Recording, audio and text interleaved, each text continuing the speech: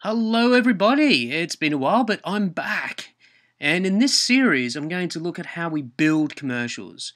Not the entirety of the creative of the commercials, but the technical requirements on sending a commercial to your digital distributor. Now, I get asked every day how I put a slate on, what a slate is, what's an ISKI, what's a clapper, what's a clock. Well, each region around the world requires a different build for the commercial. So saying that, if you have a 30-second commercial, you've done your creative PRS on it and it looks absolutely fantastic. But what you need to do is now put identification boards on it, put a bit of freeze, put some black, and what this guide's going to do is show you how the UK, US of A, and Australia require their files to be built. So let's dive on in. In this one we're going to look at Australia. So in my trusty Final Cut Pro 10, I'm going to look at Australia here. Now this is a fantastic little diagram that I've knocked up for you. This gives you the DNA of the build of the file. In the middle there, you've got 30 seconds. That's your love, your glory, that's your finished piece and your masterpiece that you cherish more than your children. Before that, we have 8. What is 8? 8 is 8 seconds of a clapper. A clapper equals a slate or ISKI, ad ID, or a clock in the UK. We have 1 second, 24 frames of black, and then we've got this first frame indicator, which I'll show you in a second. What the first frame indicator is it allows the stations to know if it's fading from black. So if there's a fade up from black, the white indicator is the first frame before the fade. It's actually a really clever idea. 3 at the back there is 3 seconds of black.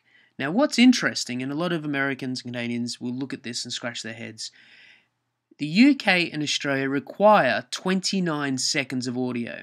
That means that there's a half second at the start of the commercial and the end of the commercial, which is mute. There's nothing, nada, zip, which means that it has to be nothing there.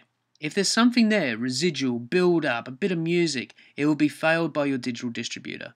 So what this is showing is that you have a lot of spots which are in America, which are wall to wall, which is 30 seconds of visual to 30 seconds of audio.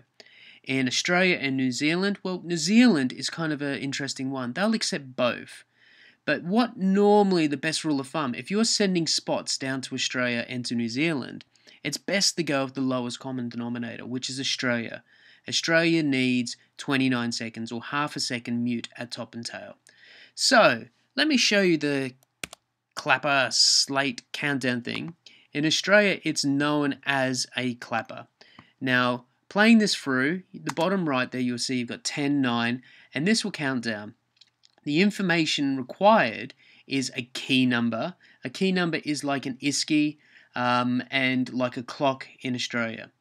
What I've done, I've parked at the end of this little build here. You can see I'm at 9 seconds, 24 frames. And I've got this first frame indicator. This little guy is 1 frame of white up the top there. If we cruise back, you'll see that I've got a marker sitting here. This shows me the countdown from 3, and then I've got a frame of 2.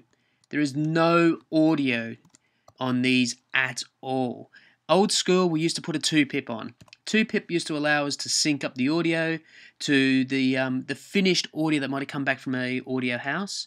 These days, when you send out commercials, they're normally got attenuation on them, which means that the audio can be reduced, lifted, or compressed.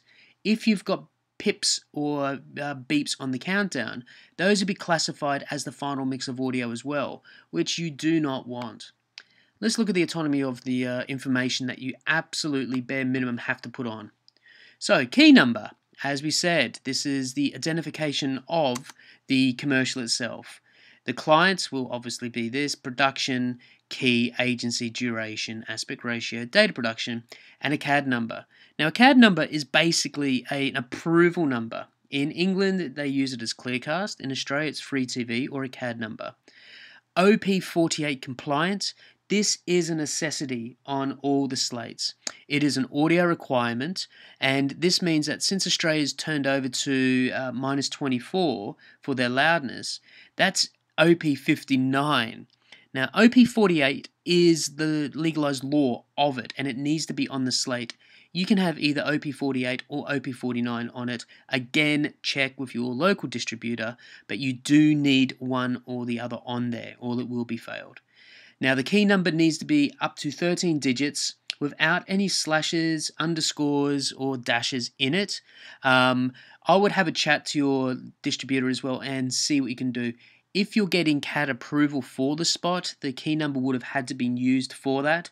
It is advised that you have the CAD number on the slate or clapper when you're delivering to your digital distributor as well. If it's not, that information will have to be passed to the traffic teams in the TV station prior to telecast.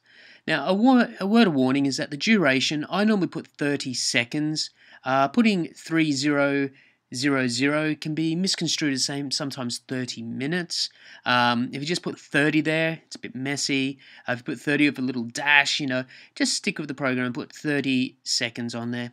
Aspect ratio would be represented as 16:9, FHA, which is full height anamorphic. But in the UK section of these videos, I've actually filled one out for you, so it makes a bit more sense.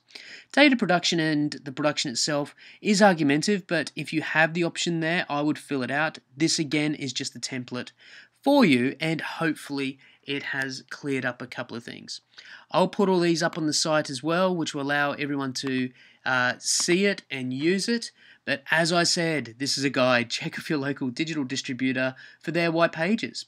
White pages are represented as a technical document produced by your local digital distributor to allow you to give them a mezzanine format. Mezzanine format representing as either ProRes, MPEG-2 or other. So hopefully this has helped out a lot. We'll look at the next two regions after this one. So see you soon.